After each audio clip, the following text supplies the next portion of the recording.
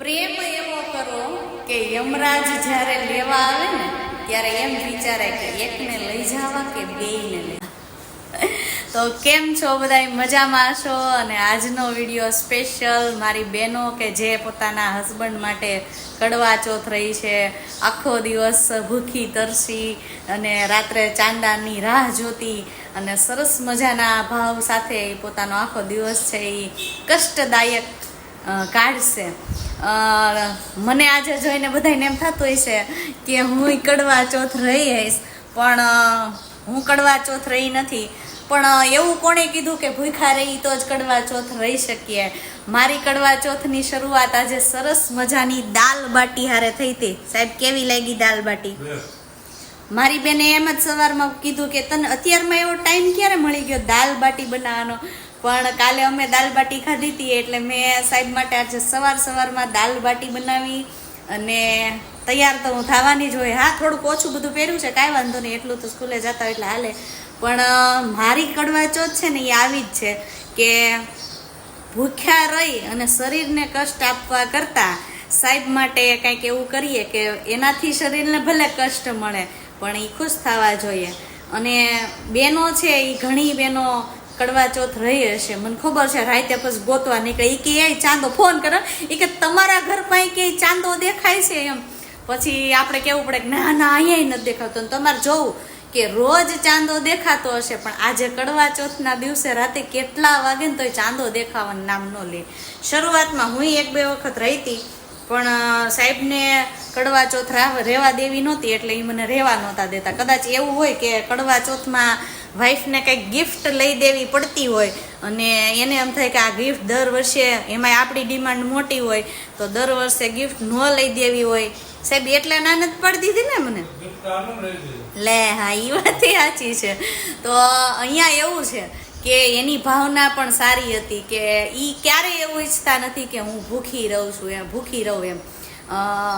મોટા ભાગે મારા મોઢામાં આની પહેલાં મેં કીધું એમ કે હું આવી હેલ્ધી જાડી પાડી છું એની પાછળનું કારણ આ વ્યક્તિ જ છે. કારણ કે એ સતત મારા મોઢામાં છે ને કાંઈક ને કાંઈક મૂક્યા જ કરે, ખવડાવ્યા જ કરે, ગળ્યું તળેલું આન તેન, ભૂખ ન હોય તોય. કારણ કે એની ભાવના બહુ સારી છે કે જો આ જાડી થઈ જાય તો પછી હું જીન્સ ને એવા કોઈ મોડર્ન કપડાં પહેરું નહીં, એવી ભાવનાથી મને સતત ખવડાવતા રહી છે. એટલે કડવા ચોથમાં સાહેબની ભાવના એવી છે કે હું ભૂખી ન રહું. પણ મારું આજનો વિચાર મને એમ આવતો હતો સવારમાં કે ઘણી લેડીઝ છે એ પોતાના પતિ માટે આખો દિવસ ભૂખી રહેશે, કડવા ચોથ રહેશે, એની ભાવના સારી હોય છે કે કડવા ચોથ રહેવાથી પતિની ઉંમર બહુ લાંબી થાય છે. પણ જ્યારે કોઈ લેડીઝને હું એના હસબન્ડથી થોડીક દુઃખી જોઉં છું ત્યારે મને એવો વિચાર આવે છે કે જો પત્ની પોતાના પતિના માટે, પોતાના ઘર માટે આટલું સેક્રિફાઈસ કરતી હોય, પોતાની ઈચ્છાઓને મારતી હોય છે, આખો દિવસ કામ કરે, આ તે નોકરી કરવા જાય, અને એવી સ્ત્રી છે એના મોઢેથી જ્યારે દુઃખભેરા શબ્દો સાંભળવા મળે, આંખમાં આંસુ આવતા જોવા મળે ને ત્યારે મને દુઃખ થાય છે કે ખરેખર આ વસ્તુ ખોટી છે.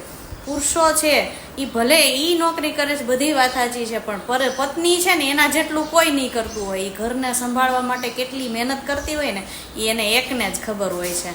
એટલે જ્યારે આવું થાય છે ને ત્યારે એમ થાય કે નહીં, આ વસ્તુ ખોટી છે. એટલે કડવા ચોથના દિવસે દરેક તમામ જેન્ટ્સને મારે કહેવાનું થાય છે કે પોતાની પત્નીના ઈચ્છાઓને, પોતાની પત્નીને માન આપતા રહ્યો. કારણ કે એની ઈચ્છાઓને તમે માન, નાનકડી, એમ પત્નીની ઈચ્છા કેવી નાની હોય, કાંઈ બહુ ઝાઝી મોટી ડિમાન્ડવાળી તો ભાગ્ય કોક એવી હશે, બાકી તો નાની ઈચ્છાઓવાળી. કદાચ એમ કે હું તને 5000 વાળી ઘડિયાળ લઉં તો એ એમ કે ના ના, મને તો 1000 વાળી જ ગમે છે. ત્યાં એની પાછળનું ભાવ એને એના ઘરનું જ કેવી રીતે હલાવવું એ બધું વિચારીને કરતી હોય છે. પણ ત્યારે જો પુરુષ છે એ એના નાની વાતમાં એમ કહી દે કે તારી વગર કાંઈ ભૂંગળું ભાંગ્યું નથી, અથવા તો તું નહીં આવી તો કાંઈ ફેર પડતો નથી, એવા શબ્દો સાંભળે તો એ સ્ત્રીની હાલત કેવી થતી છે, એને જીવવું કે મરવું. અહીંયા હું તો એટલું જ કહીશ કે જ્યારે સ્ત્રીને આવું થાય છે ત્યારે મરી પણ શકતી નથી ને જીવી પણ શકતી નથી. એમ તો પહેલાં મર્યા જેવું ફિલિંગ થવા માંડતું હોય, પણ એ મરતી નથી. એની પાછળનું કારણ છે એના બાળકો છે, કારણ કે એનું જીવ છે ને એના દીકરા દીકરીઓમાં હોય છે, એટલે એ બિચારી જિંદગી કાઢી નાખે. ગમે એવા પુરુષ હશે એને ત્રાસ આપતા હશે તો પણ એ બિચારી જિંદગી કાઢતી હોય છે, કારણ કે એની પાછળ એની પ્રજા હોય છે, એના માટે એને જીવવાનું હોય છે. એટલે પત્નીને. અને એક સરસ મજાનું મને યાદ આવ્યું કે આજના દિવસે મને આવી સરસ મજાની તૈયાર થયેલી જોશે. જો કે મેં નવીન કાંઈ નથી પહેર્યું, લાલ કલરનો ડ્રેસ જ આજ નવીન છે, પણ ઘણા લોકોને તો એમ થશે કે લે ઈ કે તમે તો તૈયાર થઈને આજ તો આવ્યા આમ તેમ. તો ન્યાય એટલું જ કહેવાનું થાય છે, અગાઉ મેં કીધું છે કે પોતાના પતિ છે એ જીવતા હોય છે તો શા માટે સરસ મજાના સોળે શણગાર ન કરીએ. આજ તો મસ્ત મસ્ત તૈયાર થઈને રહેવું જોઈએ, પણ અફસોસ કે બહાર જવાનું થાય એટલે આપણે ઓછા તૈયાર થઈએ. તો કડવા ચોથમાં જે બહેનો કડવા ચોથ રહી છે અને મારા તરફથી હેપી કડવા ચોથ. અને મેં આમ તો સાહેબ કડવા ચોથ જ ન મનાવી કહેવાય. મેં અત્યારે ખાલી ચા જ પીધી છે, હજી કાંઈ નાસ્તો બાસ્તો કર્યો નથી, પણ એવું ન હાલે. કડવા ચોથમાં પાણી પણ પીવાનું હતું નથી, ભૂખ નથી લાગી એટલે નાસ્તો નથી કર્યો, બીજું કંઈ કારણ નથી. જોઈ છે સાહેબ, મેં ખાલી ચા જ પીધી, તો તમારે મને એવી નાનકડી ગિફ્ટ તો કંઈક લઈ દેવી છે. ઓકે, હા હા હા હા. જો પુરુષોનો એક સરસ ડાયલોગ, હા હા અહીંથી વધારે એને કાંઈ બોલવાનું આવતું નથી. એક સરસ મજાનો જોક્સ મને યાદ આવી ગયો કે એક પાડોશી છે ને, એના પાડોશી પુરુષને એમ પૂછતા હતા, એ કે એલા તારા ઘરેથી કે રોજ કે ખડખડાટી કે હસવાના અવાજ આવે છે, તો તારા સુખી લગ્ન જીવનનું એ કે રાજ તો કે મને.